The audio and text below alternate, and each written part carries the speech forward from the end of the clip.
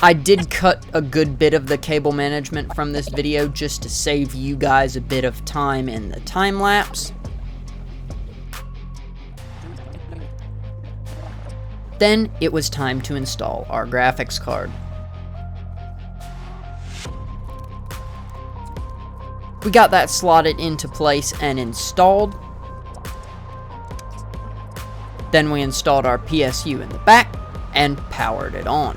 And just like that, our build is complete.